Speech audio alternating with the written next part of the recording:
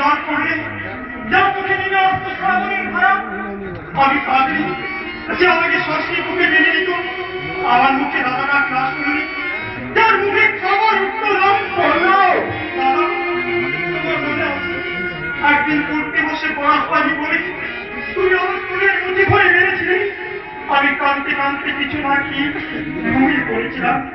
মা যাতে তুমি আমার মাথা হাত করে বলেছিলে বললো তোকে পেছানো গিলা এসছে, পেছানো গিলা আমি কোনদিন মার পড়াই এবার থেকে মন দিয়ে পড়াশোনা করবি।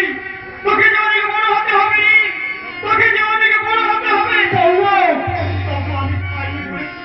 তুমি জোর করে নিজের হাতে আমার মুখে খাবার তুলে দিয়েছি। আজ বুঝি তুমি সে কথা ভুলে গেছো দাদা? বললো কোথায় হারিয়ে গেল আমার সেই দাদা? কোথায় ডুবে গেল সেই স্নেহ ভালোবাসা? কোথায় হারিয়ে গেল আমাকে বড় করে তোলার স্বপ্ন? এই সকালবেলায় বেশি বকিস না দাদা। হঠাৎ তোমার এই পরিবর্তন কি করে হলো দাদা?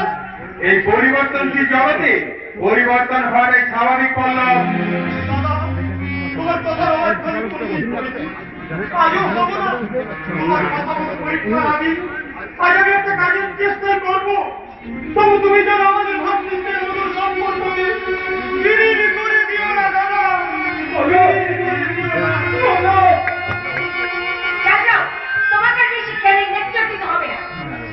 যাচ্ছি তুমি যাওয়ার সময় আমার কথা করে একটা কথা মনে রেখো। যে মশলাটি নিজের মেয়ের জন্য স্নেহ করে তার দিকে জল ছড়িও না। কারণ বাবা মায়ের চোখে জল ছড়লে কেউ গরুদের সুখী হতে পারে না।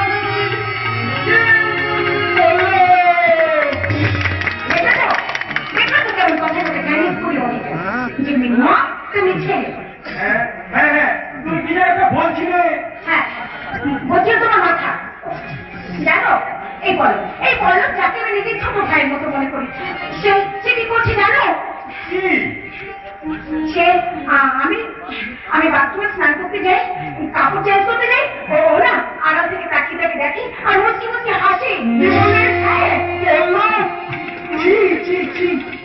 আমার ভাই এই জন্য তো তোমাকে বলছি আমার চলো এটা আমরা চলে যাই। ঠিক আছে, আজ আমি কলকাতায় যাচ্ছি, সেখানে একটা ভালো লেগে ঘর দেখছি। আর পল্লবকে না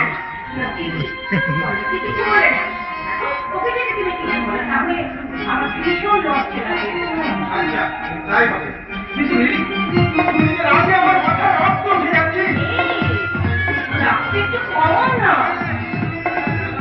তোমার কাছে আমি দুষ্টু ক্ষমতাই থাকতে চাই নি। আচ্ছা তো সেটা সময় গেছে, তাহলে আমি আসছি।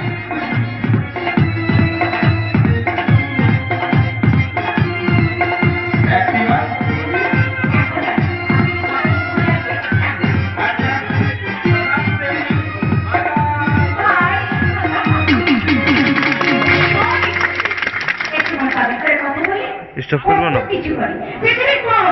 স্টপ ওই তো স্টপ হয়